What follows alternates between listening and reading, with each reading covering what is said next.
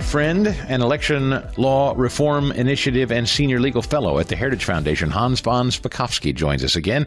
Hey, Hans, good to see you. I bumped into Hans at the Seattle airport this summer when we were taking a listener cruise to Alaska. That was cool. Good to see you again. Good to see you, too. Okay, here's what I got to know. Is there legal standing here? Because this Prop 50, as I understand it, correct me if I'm wrong, is kind of similarly based in theory on what Louisiana has already taken up before the Supreme Court and the Supreme Court overturned. True or false, or is it a little different?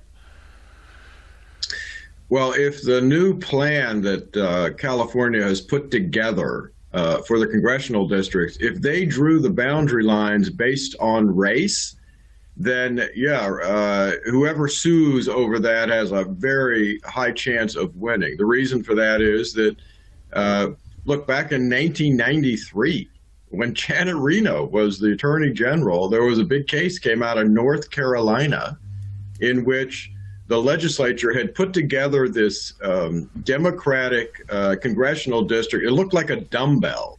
It connected two huge areas of the state at opposite ends of the state, and the only thing connecting them was the interstate. They had used race. They had used black voters to draw up this district. And what did the Supreme Court say? If race is the primary factor you use in drawing boundary lines, that is a violation of the one person, one vote, equal protection standard of the 14th Amendment. And in fact, we got a case right now before the Supreme Court, Louisiana versus Calais. They had arguments in the case just a couple of weeks ago in which exactly the same claim is being made about a black majority district drawn up in Louisiana. It looks very similar. Opposite ends of the state. Sorry, Hans, my memory's a little faulty on this then. So they are, the justices have not ruled on it yet, but Louisiana has laid out the case. And we're inclined to think that the majority of the Supreme Court will probably toss this if it's based on racial lines, as you say. That's right. And to the extent California has used race as their primary factor for drawing up these new boundary lines that are designed to get rid of Republicans, that's a violation of the 14th Amendment. So Gavin Newsom and his team, posting on social media, the spokesperson for the governor's office said, "We haven't reviewed the lawsuit by Republicans, but if it's from the California Republican Party and Harmeet Dillon's law firm, it's going to fail. Good luck, losers." So where does this go? How do you understand it? Well, that they're whistling past the graveyard, like I said, if they used race, and I think they did when they drew up these districts, and that's why we currently have a case before the Supreme Court, because in that case, Louisiana case, you had a lower court say to Louisiana, you violated the Constitution when you drew up this second black majority district that was intended to elect Democrats. So the idea that Governor Newsom and others have that they'll win this case, that it'll be a breeze, I mean, that is just wrong.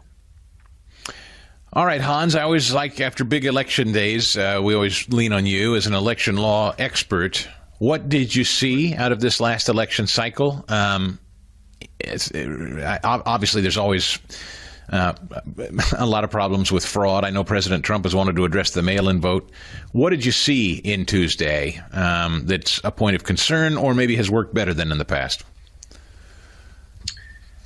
Well, I think the election worked pretty well. What astonishes me is all these people saying, this was a reflection on Donald Trump. No, it wasn't. The elections, these were in basically blue states. All right, New Jersey's a blue state. What a surprise that a Democrat won there. Virginia has pretty much become a blue state. 4 years ago, Republicans actually won the 3 top offices, but there was a lot of anger coming out of the COVID pandemic. That was not present this time. And the biggest issue in Virginia is Northern Virginia, which is got the most votes. It's filled with federal employees, 95% of whom are ideological Democrats. So the idea that, again, in a blue state, the Democrat won, that's not a surprise, and it's not some kind of reflection on Donald Trump. It's just what you would expect in these kind of blue states. You make a really interesting point about COVID and the reaction, the sort of whipsaw reaction out of COVID. I agree. Right. And then I think to myself, Democrats have more or less admitted that the shutdown was used as emotional leverage for gains on Tuesday.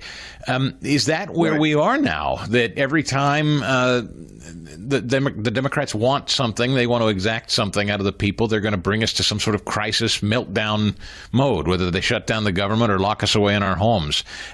Each time it seems to have a reaction of some kind. Maybe the Democrats are learning that's the way to rig elections, is get the country in an emotionally fevered pitch and held hostage. Well, that seems to be the repetitive behavior. Of course, Virginia also proves the problems with early voting. Remember, Virginia Democrats, last time they were in control, made Virginia the state with the longest period of early voting in the entire country, 45 days. Well, by the time the information had come out about Jay Jones, who won the Attorney General's seat and who they found had texts hoping that the children of one of his political opponents would be killed, 500,000 people had already voted in the state. Too late for them to change their votes if they wanted to based on that information. And that shows one of the problems with that kind of early voting, something that states really ought to change. Hans von Spakovsky, our great friend at the Heritage Foundation. He's an election law reform initiative and senior legal fellow at the Heritage Foundation, and always grateful for your perspective, my friend. Thanks for being here today. Sure, thanks for having me. For full shows, live and on demand, it's Salem News Channel.